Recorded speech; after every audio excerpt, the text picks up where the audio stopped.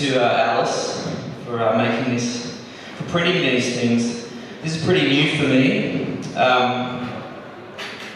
I once played a gig in Oslo, Norway, and afterwards the promoter came up to me and he said, "You are a very nice man, your music is very good.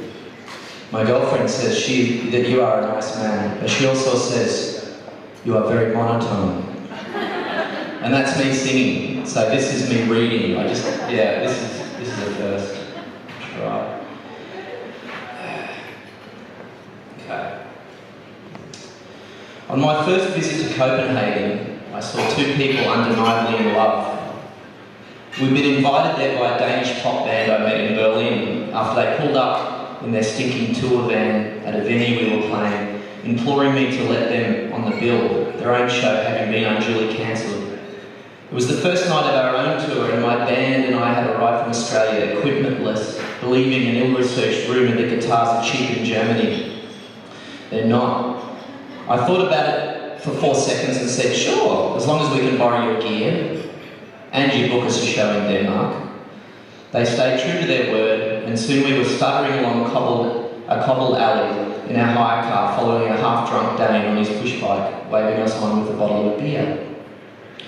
We were given bedrolls on polished wood floors, and later led stooped over up through narrow attic pathways to open rooftop, where food plates were offered on blankets. What hosts they turned out to be. The next morning, someone living in the house volunteered to take me to a music store to see if I might find the guitar for the remainder. As we neared the bottom of the stairwell, the sound of door slam and laughter echoed from somewhere above. Two spectres of gaiety came tumbling down, excusing themselves as they overtook us at the door. Here is the image slowed down as it has been in my head ever since. A man, grey-suited with yellow lapel carnation, clasping the hand of a lady wearing a light dress of yellow hue to match the flower. She held a small bouquet from which his was snapped off its stem, and I imagined her pinning it to him in a giddy impulse just before they left the apartment. They were both beaming, sharply handsome, and their radiation infected me. Who are they? I asked my guide. What's their story? They are eloping, he told me. She moved into this building 3 months ago, and they met, and since, well, they've been inseparable. Yeah, they looked it.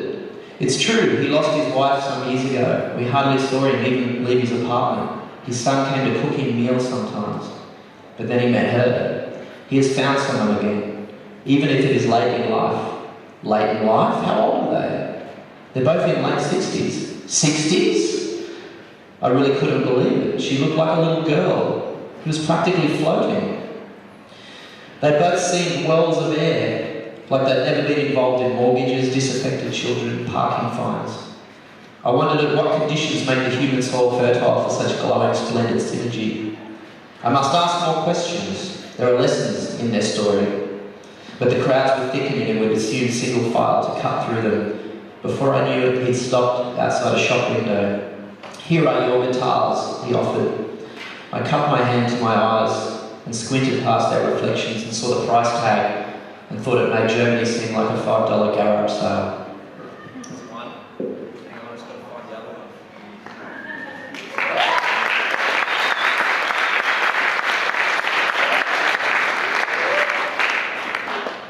Sorry, hang on.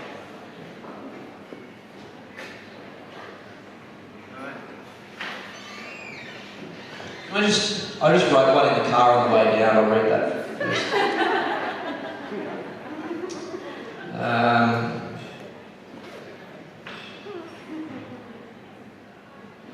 Okay. The moon over Cobar. The moon over Cobar is a shocking discovery. It nests above roof and tree line, heavy, full and cloud-feathered. I step off the footpath onto Main Street to take it all in. It seems to be pushing astronomical boundaries and all the laws that govern what is worldly beautiful. I've seen it somewhere before. In the recess of some backlit counter, as a toddler plonked on a barroom floor, like it had risen out of the grubby tiles into my 3-foot universe, just for me, and even then it looked too hot to touch. I wasn't expecting to meet it again here, now, tonight. Why shouldn't this town deserve a moon such as this? Like every other town, it has its lives, loves, violences, and cultural silences. The moon doesn't discriminate on who it bestows its pearly graces. The moon over Cobar is a lost Colonel Sanders glow-in-the-dark frisbee found under a garage sale lounge cushion. It's a 20% surcharge Good Friday and all the veggies are long gone. There's tip-top toast and a tin tomato bruschetta or nothing. Is there anything else open? I'm pointed to the 3 beacon servos spaced out in even constellation and go in search of yogurt. I feel like yogurt. The moon over Cobar is a milk pond reflection spilling over the mirror that offers it back to itself. I pass silver cages mounted on spiky 4x4s and the yellow eyes within, knowing without the grilled door the life would be torn right out of me by canines, and tobacco would be gauche. It is the cool silence of assured regular bloodletting nightly vented on local ruse. But other repressed, browbeaten yard-locked dogs know the moon and yip to its horror on the far fringes surrounding. The moon over Cobar is a dropped dollar stuck in the sumpling-stained cement forecourt. Many people dine in the Roadhouse cafeteria silently, and I'm eyed over and glared at. Stocks of dairy perishables are at zero, for the mile between the slag heap lit welcome and the thanks for visiting. For cars passing through, it's a graceful sweeping, and then not a twitch left or right after. The road quotes itself for hours to come. This is not a town for looking up, not a place for such idle whimsies. It's a looking down town, a far downtown even below all of this to a mineral cachet. For anyone who's seen a zinc-lead composite in torchlight would know that it twinkles brighter and more abundant than the most vivid firmament. The moon over Cobar is just a light at the end of the tunnel, back into the mundane world.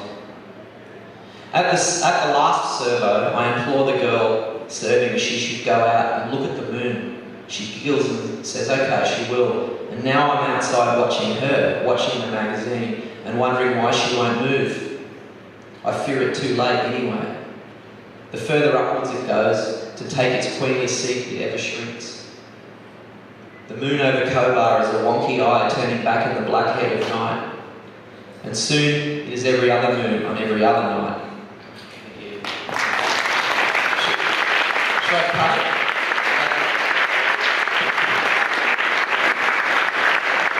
I've got another one. That's a really short one.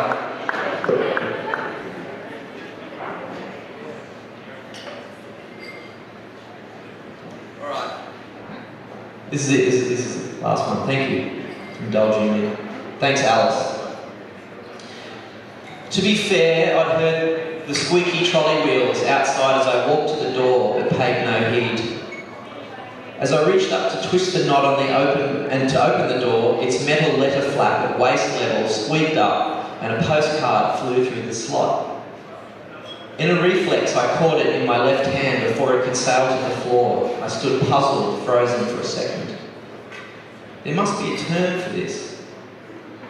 Serendipity? Man, how I hate that word. Even to write it now makes me squirm. I'm not sure if it's because of the way the hard vowels skip together in twee optimism, or how it's commonly a name for country town shops selling cheap gifts and awful folk art. Serendipity, stop it. Coincidence. That one's overused too, for trite everyday situations like, fancy seeing you here, I was just thinking about you. Fate. Too weighty with its own self-importance. I'd never had mail at this address before.